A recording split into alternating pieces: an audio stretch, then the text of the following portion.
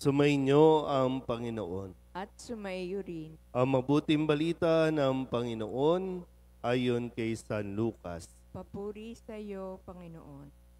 Noong panahong iyon, sinabi ni Jesus sa kanyang mga alagad, "Kapag nakita ninyong kubkob na ng hukbo ang Jerusalem, talastasin ninyong malapit na ang pagkawasak nito.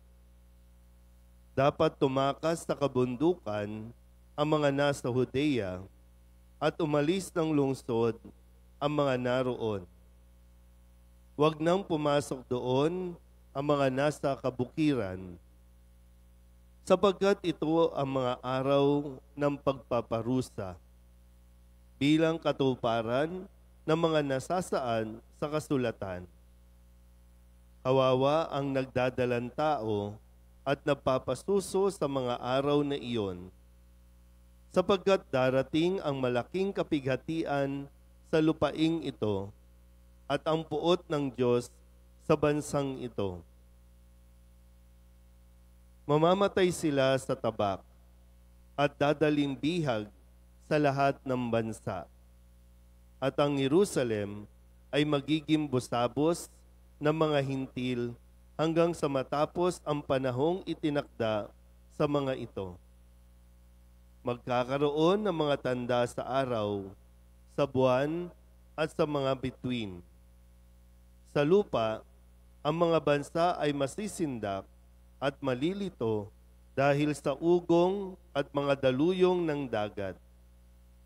Ang mga tao'y hihimatayin sa takot dahil sa pag-iisip sa mga sakunang darating sa sanlibutan, sapagkat mayayanig at mawawala sa kani-kanilang landas ang mga planeta at iba pang katulad nito na nasa kalawakan. Sa panahong iyon, ang anak ng tao'y makikita nilang dumarating na nasa alapaap, may dakilang kapangyarihan at malaking karangalan. Kapag nagsimula nang mangyari ang mga bagay na ito, magalak kayo sapagkat malapit na ang pagliligtas sa inyo." Ang mabuting balita ng Panginoon. Pinupuri ka namin, Panginoong Heso Kristo. Isang magandang umaga po sa inyong lahat. Magandang umaga din po, Father. Pag kinamusta po ba kayo sa inyong buhay, ano po ba ang isasagot ninyo? Kamusta po kayo dito sa mundong ito? Okay lang. Pag sinabi okay lang, saan ba nanggagaling yung okay lang? Gusto pa ba nating tumira sa mundong ito? Saglit na lang tayo. Tingnan niyo mga katabi ninyo. Saglit na lang eh. Diba? Habang tayo nasa mundong ito, makakaranas tayo ng kaguluhan. Di ko alam kung ilan sa inyo ang nakaabot pa ng World War II. Wala? Kailan lang yun eh. Kung kayo yun eh, edad nyo yun eh. Yung mga gera. May mga nakaabot pa nung panahon ng Hapon, panahon ng Kastila. May mga nakaabot pa at talagang nung mga panahong yan eh, ano na ba, saan ba tayo pupulutin? Ngayon, may mga gera-gera pa rin, may mga away-away pa rin, no? May mga pagsabog pa rin, yung mga napapanood mo sa TV, talagang natutunghayan mo, nangyayari talaga sa totoong buhay. Kung hindi man sa ibang bansa, sa ating bansa, may mga kaguluhan pa rin. May mga habulan pa rin ng mga sundalo at mga tulisan. Nag-aaway pa rin doon sa bandang South. May gera-gera pa rin. Kahit hindi natin ito nalalaman, may patayan pa rin. At talagang yung mga mismong nandoon sa lugar na yan, yung mga nasa lanta ng bagyo, yung hindi malaman kung gaano kataas yung mga hampas ng alon, yung pagtaas ng tubig na halos lumubog na lahat ng bahay, tapos makikita mo yung bahay natatabunan unti-unti ng lupang gumuguho. ay talagang mapapasabi tayong ito na yata yung end of the world.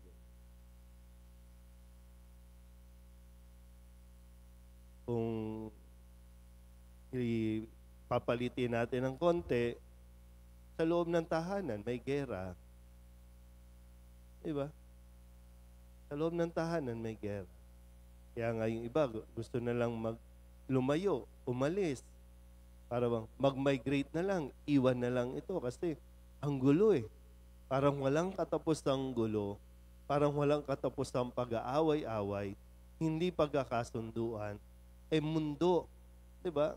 Naglalaban-laban, nagkakasalpukan ang bawat mundo. 'Di ba? Minsan sinasabi sa atin, may sarili kang mundo.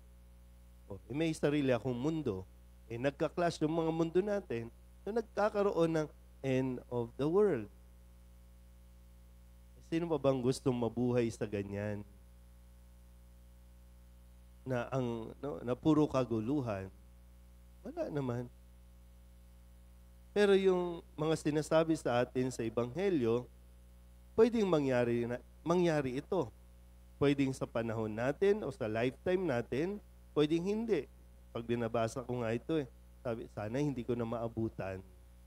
Hindi ko ma-imagine, no? Kung paano tayo magkakaroon, no? Wala na sabi nga, wala ka naman tatakbuhan. Kahit saan ka tumakbo, wala kang ligtas. Kapag dito bumagsak ang mga between, mga planeta na yan, o magka-tsunami nga lang sa atin na malapit tayo sa dagat, saan pa tayo pupunta? Pero yung matapos niyang sabihin lahat ng kaguluhang ito, sa bandang dulo ang sinasabi, darating ang anak ng tao para tayo iligtas.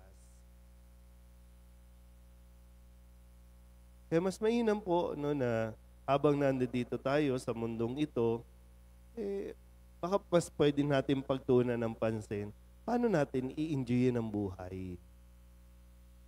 Kasi naman minsan, wala ngang kaguluhan, pero gulong-gulo naman ang isip mo.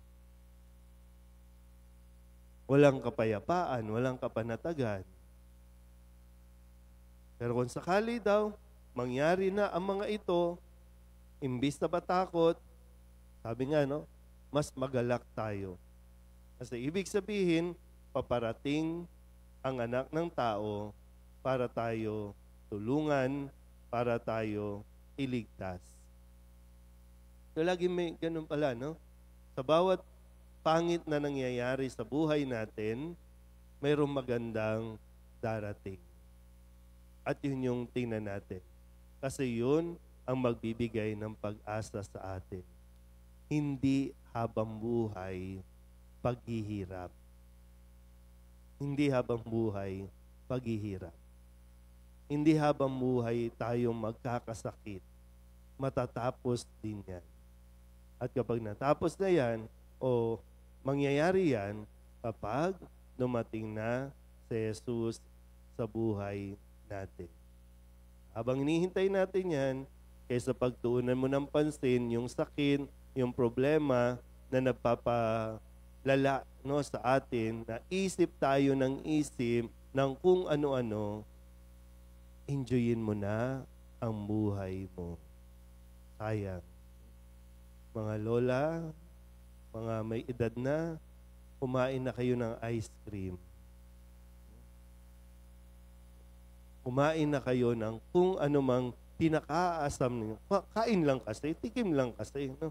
Ibang bagay naman kasi yung sumusobra. Tikman nyo na lahat ng pwede nyong matikman bilang tao. Kasi pagdating sa langit, hindi na natin kailangan kumain.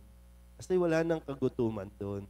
Pero yung dito, small things, yung bang makakapagbigay lang sa atin ng ano ba, tawag dyan, pleasure.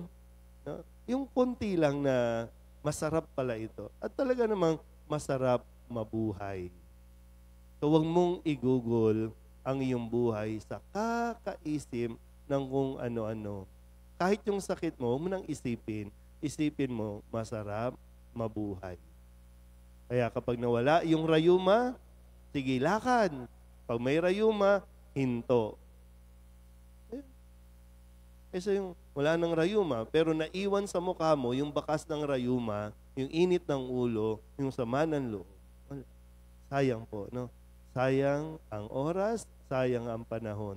I-google natin at magkaroon tayo ng pag-asa. Panghawakan mo yan at hindi naman tayo bibiguin ng ating Panginoon.